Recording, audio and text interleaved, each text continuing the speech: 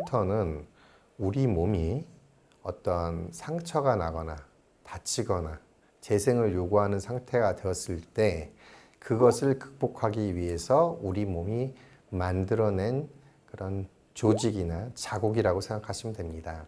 그러면 이런 흉터를 줄일 수 있는 방법은 무엇일까요?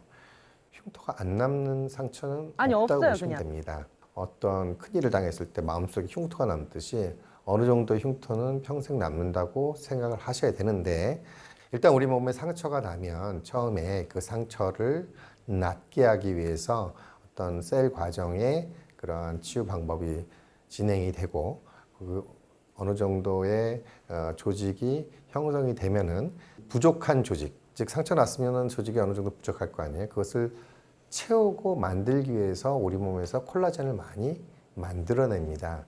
증식이 다 돼서 상처가 다 채워지고 표피라고 하는 부분들이 다 덮이게 되면 콜라겐을 분해하는 일련의 과정을 겪게 됩니다. 그것이 우리 몸의 상처 치유의 과정이죠.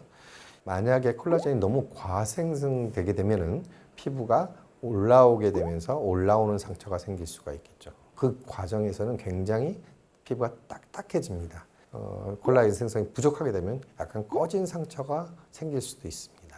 상처에 따라서 그리고 치유 과정에 따라서 흉터는 다른 모양의 특징들을 갖게 되는 것입니다.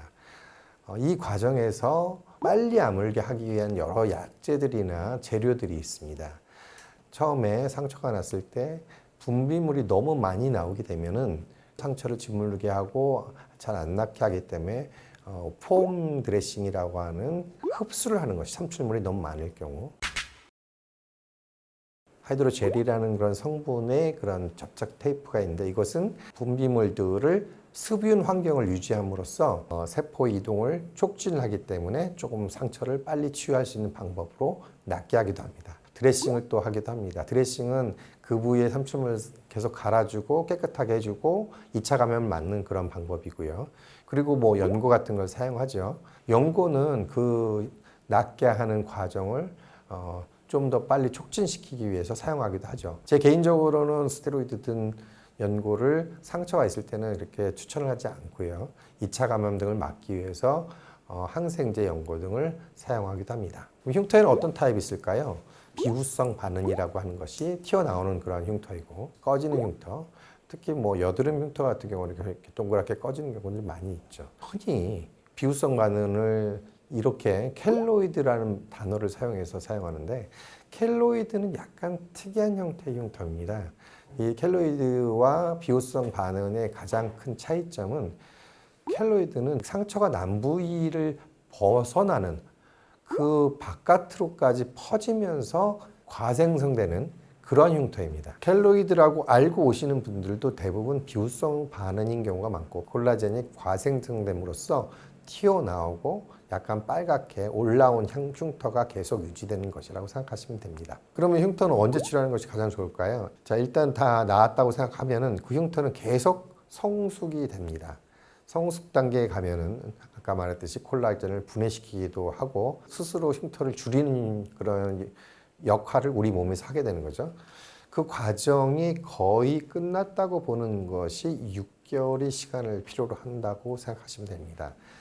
흉터에 대한 뭔가 수술이나 어떤 처치나 이런 것을 하려고 하면 6개월 이상 지났을 때 보통 하라고 합니다. 흉터가 이제 남았습니다. 6개월이 지났는데 이걸 어떻게 치료할까요? 완전히 없앨 수 있는 흉이 없고 눈에 덜 띄게 한다라는 개념으로 생각하시는 게 좋습니다. 일단 우리 몸에는 주름선이 있습니다. 이 주름선에 일치시킨다고 하면 흉터를 방향을 바꿔줄 수도 있죠. 그 주름 지는 라인에 따라 흉이 생기면은 눈에 덜 띌 수밖에 없습니다.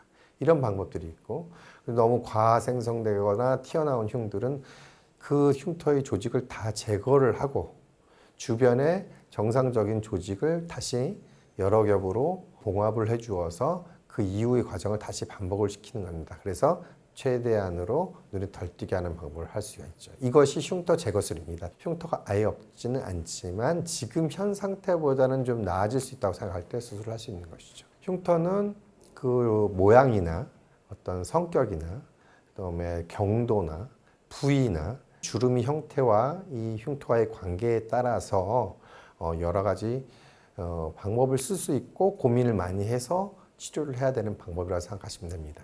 따라서 여러분들도 흉터가 있다고 하면 반드시 성형외과 의사 선생님과 상의를 하고 이 수술로 인해서 얻는 것이 더 크다고 하면 수술이나 이런 방법들을 고려해 보는 것이 좋을 것 같습니다.